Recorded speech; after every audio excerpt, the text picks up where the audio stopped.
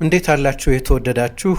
ማንቸስተር ዩናይትድን በተመለከተ የኢኒዮስ ሰዎች ብዙ እቅድ ያላቸው ይመስላል። የሜዳ ውስጥ እቅድና የኢንፍራስትራክቸር ልበለው የመሰረተ ልማት እቅድ፣ አዲስ እጅግ ዘመናዊ ስቴዲየም የመገንባት ሀሳብ አላቸው። እሱ በቅርብ ጊዜያት ይፋ ሆኗል። እኛም አንድ ሽፋን ሰጥተነው ነበር። በዚህ ሳምንት በፈረንሳይ በነበረ አንድ ትልቅ የቢዝነስ ሴሚናር ላይ ይሄንን 2 ቢሊዮን ፓውንድ እና ከዛ በላይ ሊያስወጣ ይችላል የሚባል ለጊዜው ኒው ትራፎርድ ተብሎ የሚጠራ 100,000 ተመልካቾችን ማስተናገድ የሚችል ግዙፍ ስቴዲየም ለመገንባት ላለው ውጥን ኢንቨስትመንት ለመሳብ የሚደረግ ውይይት ነበር። ፍሬያማ ነበርን ብለው ሲናገሩ ሰምቻለሁ። ፋይናንሻል ታይምስም አንድ ዘገባ ሰርቷል። አስቸጋሪ ነው እንደሚታወቀው፣ ምክንያቱም ዩናይትድ አሁን 731 ሚሊዮን ፓውንድ እዳ አለበት። ለሌሎች ክለቦች ለዝውውር ደግሞ የሚከፍለው 291 ሚሊዮን ፓውንድ እንዲሁ ያልተከፈለ የዝውውር እዳ አለበት። አጠቃላይ ወደ 1 ቢሊዮን ፓውንድ አካባቢ እዳ ማለት ነው። ከሌሎች ክለቦች አንጻር ስታዩት ይሄ ከባድ ነው። ምክንያቱም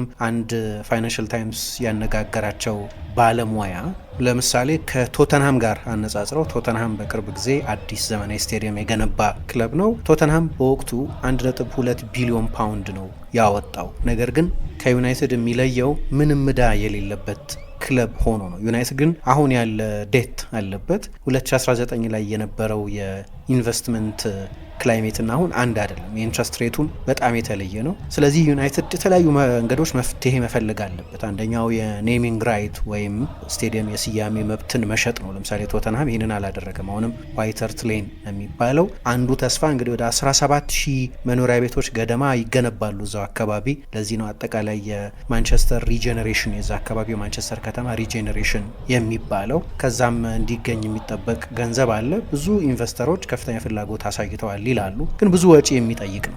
ሜዳ ውስጥ ደግሞ በ2028 ማንቸስተር ዩናይትድ የፕሪሚየር ሊግ ሻምፒዮን እንዲሆን ህልም አለ። ይህንን የማንቸስተር ዩናይትድ ሲኢኦ ኦማር ቤራዳ ተናግረውታል። ኢኒዮስ እና የጂም ራትክሊፍ ሰዎችም በ3 ዓመት ጊዜ ውስጥ ዩናይትድ እንደገና ወደ ፕሪሚየር ሊግ ሻምፒዮንነት መምጣት አለበት የሚል የሜዳ ውስጥ የስኬት ትልምም አላቸው። በዓለም ላይ ብዙ ሬቬኒው ብዙ ገንዘብ የሚያስገባ ከፍተኛውንም ትርፍ የሚያስመዘግብ ክለብም የማድረግ ምኞት አላቸው። ካሪንግተንን የማንቸስተር ዩናይትድን የልምምድ ማዕከል ሪኖቬት እያደረጉት ነው እንደገና። ስለዚህ እቅዳቸው ግራንድ ነው፣ እንደምታየው ትልቅ እቅድ ነው ያላቸው። ግን 2028 እንደው እንደ አንድ ግብ የሚታይበት ምክንያት የማንቸስተር ዩናይትድ የምስረታው 150ኛ ዓመት ስለሚሆን ዩናይትድ 150ኛ ዓመቱን በሚያከብርበት ጊዜ የፕሪሚየር ሊግ አሸናፊ እንዲሆን ይፈልጋሉ። አስታውሳለሁ ሪያል ማድሪድ በ2002 ይመስለኛል የትሬብል ምኞት ነበረው። 3ቱንም ዋንጫዎች የማሸነፍ ምኞት ነበራቸው የሪያል ማድሪድ ሰዎች። ክለቡ ከተመሰረተ 100 ዓመት ስለሚሞላው ማለት ነው። ትሬብሉን አላሳኩም፣ ግን ቻምፒየንስ ሊግን ድል አድርገዋል። በዚያ ውብ የዚነዲን ዚዳን ጎል አማካኝነት ላሊጋውን አይ ቲንክ ቫሌንሲያ ነው 2002 ላይ ያሸነፈው በራፋኤል ቤኒቴዝ አሰልጣኝነት።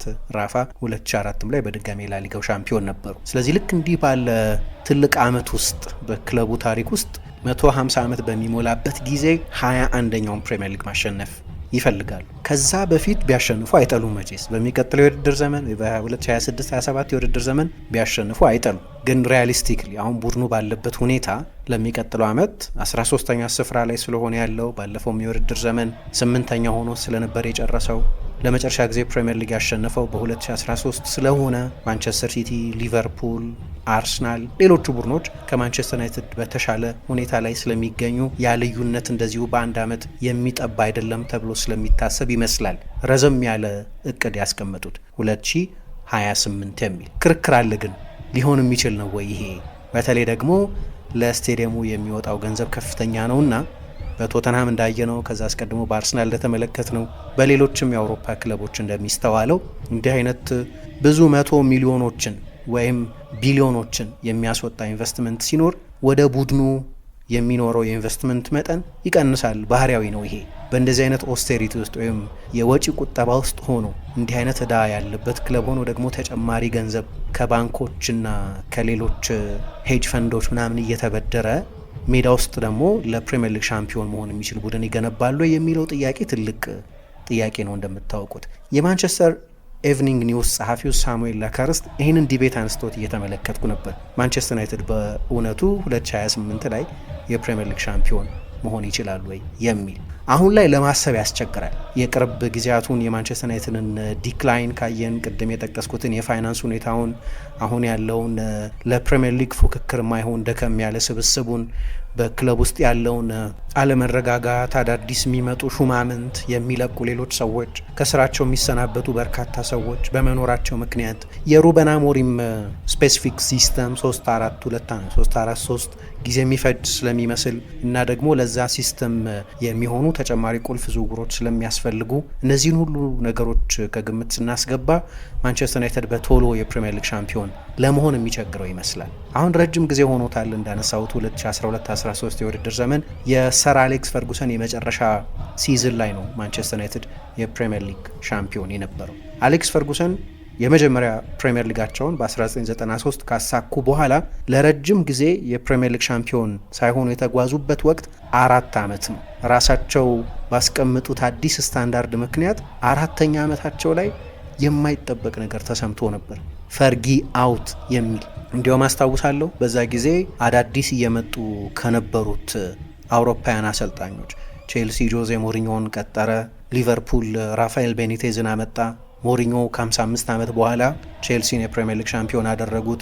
ራፋኤል ቤኒቴዝ ከሊቨርፑል ጋር የቻምፒየንስ ሊግ ባለድል ሆኑ። በዚያው ሰሞን የአርሰን ቬንገር አርሰናል ኢንቪንስብል ነበር። ስለዚህ ከሌሎች ኮንቲኔንታል ሞደርን አሰልጣኞች ጋር መፎካከር አይችሉም፣ ስለዚህ ፈርጉሰን መልቀቅ አለባቸው የሚሉ ሰዎች ነበሩ በዚያ ጊዜ። ፈርጊ አውት ተብሏል 1980ዎቹ መጨረሻ 90ዎቹ መጀመሪያ ላይ ብቻ አይደለም። ምክንያቱም አሌክስ ፈርጉሰን ማንቸስተር ዩናይትድን የፕሪሚየር ሊግ ኃይል አድርገውት ስለነበር የዩናይትድ ደጋፊዎች የለመዱት ማሸነፍን ነው። ስለዚህ 4 ዓመት ብዙ ሆኖ ተቆጠረ ማለት ነው። ከ2003 እስከ 2007 ድረስ ከረጅም ጊዜ ከ4 ዓመት ጥበቃ በኋላ ረጅም ጊዜ አንጻራዊ ነው ለፈርጊ። እንዲያውም ሳሙኤል ላካርስት ምን ይላል? ዩናይትድ በወቅቱ ሶስተኛ ሁለተኛ ሆኖ ነበር የጨረሰው በ4ኛው ዓመት ሻምፒዮን ሲሆን። በዚያ መሃል ግን ማንቸስተር ዩናይትድ ልክ እንዳሁኑ የከፋም ባይሆን ብዙ ተቋማዊ መተራመሶች ውስጥ ያልፍ ነበር። የማልከም ግሌዘር መምጣትና ማንቸስተር ዩናይትድን በ24 ሰዓት ውስጥ 600 ሚሊዮን ፓውንድ ባለዳ ማድረግ ግን ወደ ግሌዘር ሲገባ ማንቸስተር ዩናይትድ ከሌሎቹ የቀድሞ የማንቸስተር ዩናይትድ ሼር ሆልደሮች ጋር በሮክ ኦፍ ጂብራልታር በሚባለው ፈረስ ምክንያት የተገባው እሰጥ አገባ፣ የሮይ ኪን በውዝግብ መልቀቅ፣ የሩድ ቫን ኒስተልሮይ ከክለቡ እንዲሰናበት መደረግ፣ የቼልሲ አዲስ የእንግሊዝ እግር ኳስ ኃይል ሆኖ መምጣት፣ እነዚህ ሁሉ የማንቸስተር ዩናይትድን ሻምፒዮን ሳይሆን የመቆየት ጊዜ የወሰኑ ያለመረጋጋቶች ነበሩ።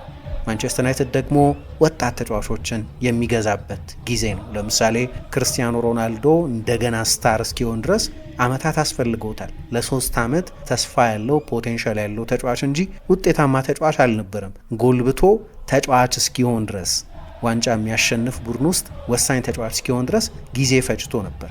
በ18 ዓመቱ ነው ያመጡት። ሩኒም ሲፈርም በ18 ዓመቱ ነው። እነዚህ ተጫዋቾች እስኪጎለብቱ ጊዜ ያስፈልግ ነበር። በመሃሉ ሪዮ ፈርዲናንድ ደግሞ በዚያ በዶፒንግ ምክንያት ለአንድ የውድድር ዘመን ሲታገድ፣ እንዲህ አይነት ነገሮች ስለነበሩ ለዩናይትድ ደጋፊዎች እነዛ አስቸጋሪ አመታት ነበሩ። በአንዳንዶቹ ደግሞ ጭራሽም ዋንጫ ሳያሸንፉ ያሳለፏቸው አመታት ነበሩ።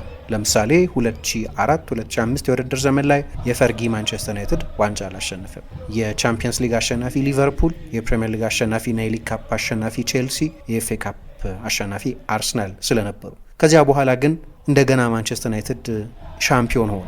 ከ2007 ከ2009 3 ጊዜ ነው በተከታታይ ፕሪሚየር ሊግን ያለማቋረጥ በመሃል ያሸነፈው። አሁን ይሄ ሌላ ዘመን ነውና ይህንን ማሰብ ያስቸግራል። 12 ዓመት ስለሆነው ማንቸስተር ዩናይትድ በቅርብ ጊዜ 2028 ላይ ማሸነፍ ይችል ይሆን ወይ የሚለው ጥያቄ ተገቢ የሚሆነው ለዚህ ነው። ግን ሳሙኤል ላካርስት አንዳንድ ምሳሌዎችን ይጠቅሳል። በፍጥነት ከዚህ ደረጃም ቢሆን ተንደርድሮ አንድ ቡድን አሁን ካለበት 13ኛ ስፍራ በቅርብ ጊዜ ተሻሽሎ ለዋንጫ መፎካከር፣ ዋንጫውንም በመጨረሻ ማሸነፍ የሚችል ቡድን መገንባት ይቻላል ወይ የሚለውን ጥያቄ በአንዳንድ ምሳሌዎች አዎ ይቻላል ብሎ ለማብራራት ይሞክራል። ለምሳሌ የሌስተር ሲቲን ምሳሌ። ሌስተር ሲቲ ኤክሰፕሽን መሆኑን እረዳለሁ።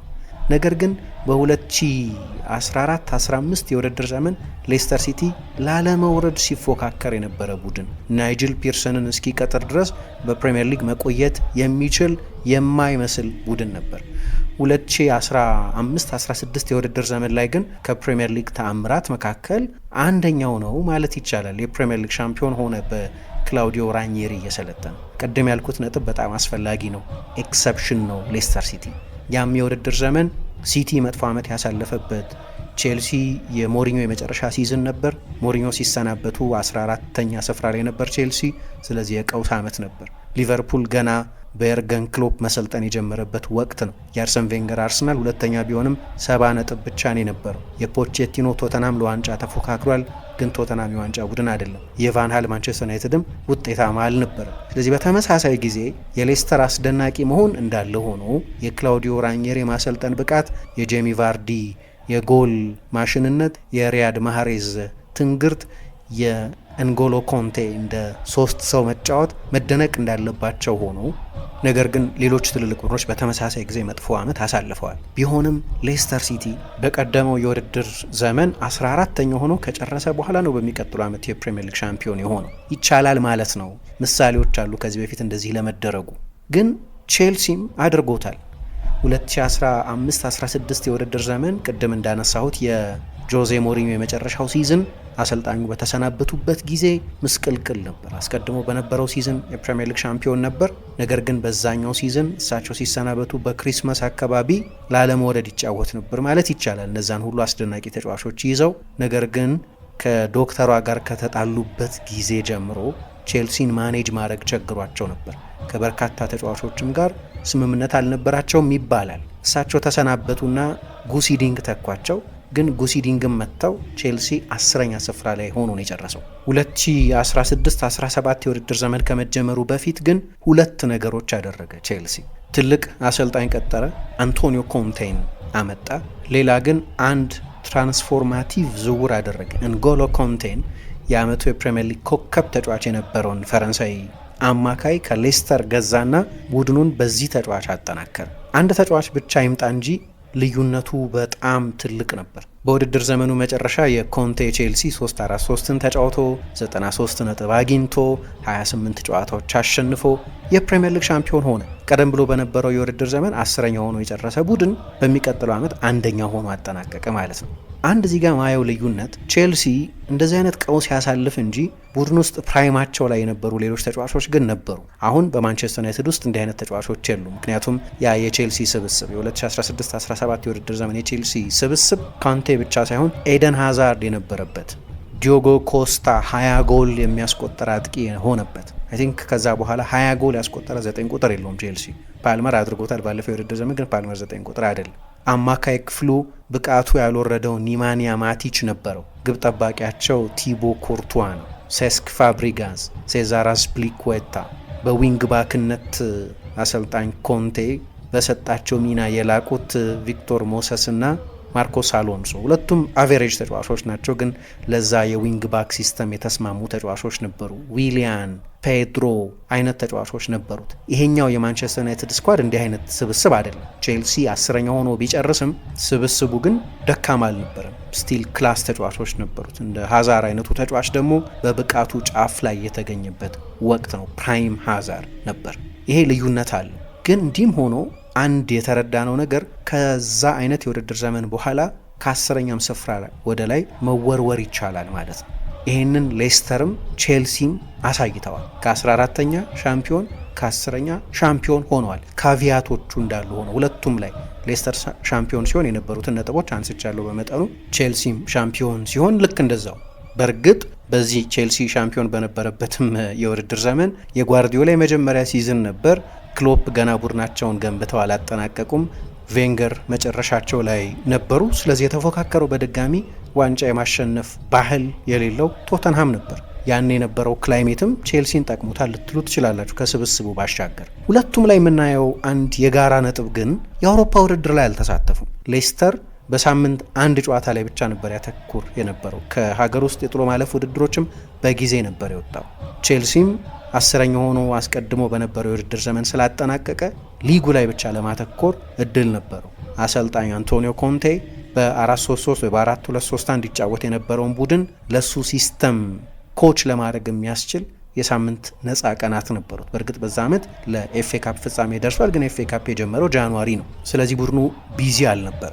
ዩናይትድ የሚቀጥለው የውድድር ዘመን ላይ በፋይናንሳዊም በስፖርታዊ ምክንያቶችም ዩሮፓ ሊግን አሸንፎ የቻምፒየንስ ሊግ ተሳታፊ እንዲሆን እንደሚፈልጉ እርግጠኛ ነው። ቡድኑን ለመገንባት ከሚሰጠው ጊዜ አንጻር ካየነው ግን የአውሮፓ ውድድር ላይ ባይሳተፍ ማንቸስተር ዩናይትድ ሩበን አሞሪም አትራፊ ይሆናል። ቡድኑን ለአንድ ውድድር ብቻ ለማዘጋጀት በሱ ሲስተም ውስጥ ተጫዋቾቹን ስኬታማ ለማድረግ የሚሆን የትሬኒንግ ጊዜ ያገኛል ማለት ነው። ስለዚህ የግድ መጥፎ ነገር አይደለም ቡድን ከመገንባት አንጻር። ኮንቴ በዚህ ተጠቅሞ ስላየን፣ ራኒሪም በዚህ ስለተጠቀሙ፣ በተለየ ኮንቴ ከሲስተሙ አንጻር መመሳሰል ስላለ ሁለቱ አሰልጣኞች አንድ አይነት አሰልጣኞች አይደሉም። ሲስተማቸውም ተመሳሳይና ያው አይደለም፣ ግን የባክ ስሪ አሰልጣኞች ናቸው፣ የዊንግ ባክ ሲስተም አሰልጣኞች ናቸው እና ይሄ ስፔሲፊክ ሲስተም ደግሞ በተለይ በእንግሊዝ በተደጋጋሚ ስኬታማ የሆነ ስላልሆነ ፋይን ትዊን መደረግ፣ ለዚህ የሚሆኑ ተጫዋቾችን ማግኘት፣ ለዚህ የሚሆን የልምምድ ጊዜ ማግኘትን ይጠይቃል። ስለዚህ ለአሰልጣኝ ሩበን አሞሪም ለምሳሌ የሚቀጥለው የውድድር ዘመን ላይ ሻምፒዮን ይሆናል እያልኩ ሳይሆን፣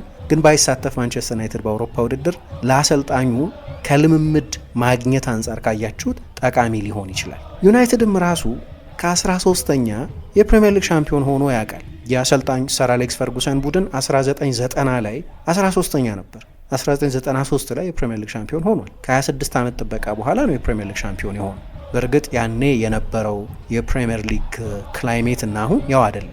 የፋይናንስ እውነቱም ያው አይደለም። የመርሲሳይድ ክለቦች ተጽዕኖ መቀነስ የጀመረበት፣ ሊቨርፑል ዋንጫ ማሸነፍ ያቆመበት፣ የአሰልጣኝ ጆርጅ ግራሃም አርሰናልም የካፕ አሸናፊ ወደ መሆን እንጂ የሊግ ቡድን ከመሆን የራቀበት ወቅት ስለነበር የተለያዩ ዘመኖችን ማወዳደር ትክክል አይደለም። ግን ማንሳት የፈለግኩት ነገር ይቻላል ነው። ከእንደዚህ አይነት ስፍራ ድንገት ጥሩ ቡድን መገንባት ይቻላል። ቀደም ወዳሉት ዘመናትን ብንሄድ ብሪያን ክላፍ ለምሳሌ ሰር ብሪያን ክላፍ ደርቢ ካውንቲን ከሁለተኛ ዲቪዚዮን ቡድንነት በ3 ዓመት ጊዜ ውስጥ የእንግሊዝ ሻምፒዮን አድርገውታል። ኖቲንጋም ፎረስትንም ወደ ኦልድ ኢንግሊሽ ፈርስት ዲቪዥን ወደ ቀደመው የእንግሊዝ የመጀመሪያ ዲቪዚዮን ባሸጋገሩበት የውድድር ዘመን በ1978 የሊጉ ሻምፒዮን አድርገውታል። 79ና 80 ደግሞ የዩሮፒያን ካፕ ባለድል ሆኗል። ግን አንድ ቁልፍ ነገር እያንዳንዱ ኢራ የተለያየ ቢሆንም እያንዳንዱ ዘመን የተለያየ ቢሆንም ለምሳሌ ማንቸስተር ዩናይትድ ድንገት ከ13ኝነት በ3 ዓመት ውስጥ ወደ ፕሪሚየር ሊግ ሻምፒዮንነት ሲመጣ የፈጸሟቸው ቁልፍ ዝውውሮች ነበሩ አሌክስ ፈርጉሰን። አንደኛው የኤሪክ ካንቶና ዝውውር ትራንስፎርማቲቭ ዝውውር ነው። የፖሊንስ ዝውውር፣ የሮይኪን ዝውውር፣ ሌሎችም እንደዚህ አይነት ትልልቅ ዝውውሮች ነበሯቸው። የፒተር ሽማይክል ዝውውር። ዩናይትድ ያንን ማድረግ ይችላል ወይ? አርሰን ቬንገር ወደ አርሰናል ሲመጡ ከመጨረሻዎቹ 3 ሲዝኖች በሁለቱ 11ኛና 12ኛ ሆኖ የጨረሰ ቡድን ነበር። እሳቸውም ሲመጡ እንደዚሁ የዴኒስ ቤርካምፕ አስቀድሞ ጠብቋቸዋል። ቡድን ውስጥ ግን ቪየራ፣ አኔልካ አይነት ተጫዋቾችን ደግሞ አምጥተዋል እዛው ኢንሄሪት ካደረጉት ጠንካራ ስብስብ ባሻገር። ኮንቴ ወደ ቼልሲ ሲመጣ የኮንቴ ዝውውር በጣም አስፈላጊ ነበር። ስለዚህ ዩናይትድ እንዲህ አይነት ትልልቅ ትራንስፎርማቲቭ ዝውውሮችን ማድረግ ይችላል ወይ የሚለው በጣም አስፈላጊ ነው። አሌክስ ፈርጉሰን ለመጨረሻ ጊዜ የፕሪሚየር ሊግ ሻምፒዮን ሆኖ ከዩናይትድ ሲለቁ ያንን የውድድር ዘመን ያለ ሮቢን ቫን ፐርሲ ማሳካት ይቸግራቸው ነበር። እንዲያውም አዩ ምን ይላል ጓደኛዬ ስፖርት 365 ላይ የምታውቁት፣ በዚያ የውድድር ዘመን ቫን ፐርሲ ወደ ሲቲ ቢሄድ ኖሮ ሻምፒዮን የሚሆነው ሲቲ ነው። በዚያ የውድድር ዘመን እዛው አርሰናል ውስጥ ቢቆይ ኖሮ በዛው ብቃት አርሰናል ሻምፒዮን ይሆን ነበር። 3ኛ ሆኖ የጨረሰው አርሰናል፣ ዩናይትድ ደግሞ አስፈረመውና ሻምፒዮን ሆነ።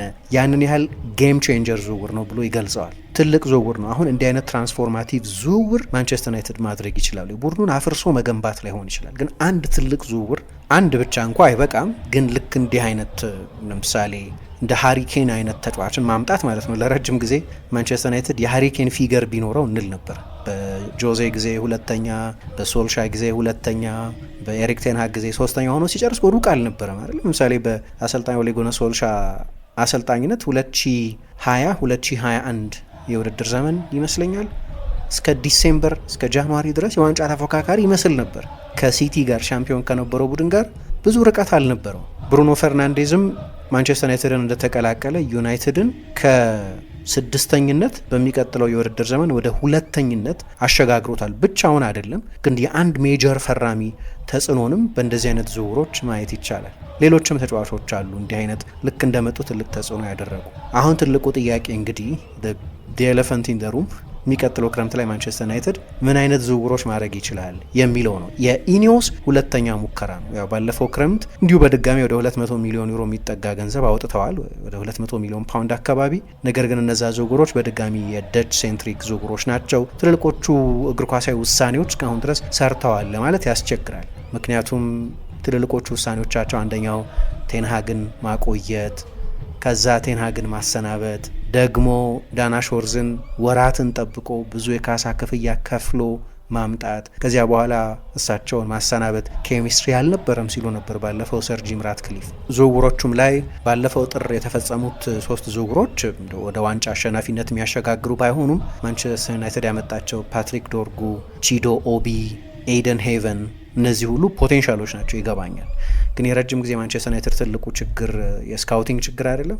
ስለዚህ ምናልባት ያንን መፍትሄ እያገኙት የሆነ አሁን የሚያስብል ነው።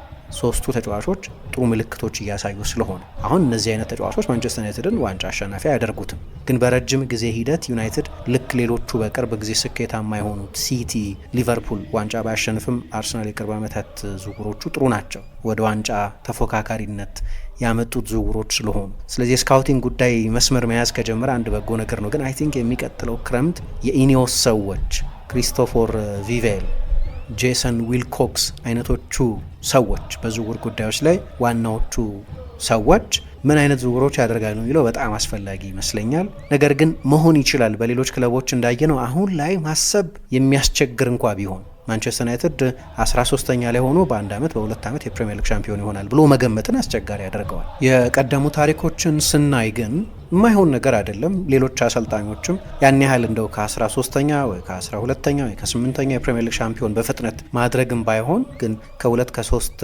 ዓመታት በኋላ ቡድኑን እንደገና የመገንባት እድል ካገኙ በኋላ ኮምፒቲቲቭ ቡድን የገነቡ ሰዎች አሉ። ጓርዲዮላ ወዲያው አልሆነለትም፣ ክሎፕ ወዲያው አልሆነላቸውም፣ አርቴታ እስካሁን ለሻምፒዮን አልሆነም፣ ግን ለሻምፒዮንነት የተጠጋ ቡድን ሰርቷል። ሌሎቹ አሰልጣኞችም ከጥቂት ጊዜ በኋላ ቡድኑን እንደገና መገንባት እንደሚችሉ አሳይተዋል። ስለዚህ የማይሆን አይመስለኝም። ነገር ግን ስቴዲየሙ እንዴት ኢምፓክት ያደርገዋል፣ የማንቸስተር ዩናይትድ እዳ፣ ከዚህ በኋላ የሚከተለው የዝውውር አቅጣጫ፣ እነዚህ የመሳሰሉት ነገሮች ራሱም ሩበን አሞሪም ለመግዛት መሸጥ አለብን የሚለው ፖሊሲ ዩናይትድ ምን ያህል ውስብስብ የፋይናንስ ሁኔታ ውስጥ እንዳለ የሚያሳይ ነው። የስቴዲየሙ ግንባታም ይህንን ውስብስብነት አያቀለውም። ግን የማይሆን ምኞት ግን አይደለም ሌሎች ሲያደርጉት ስላየን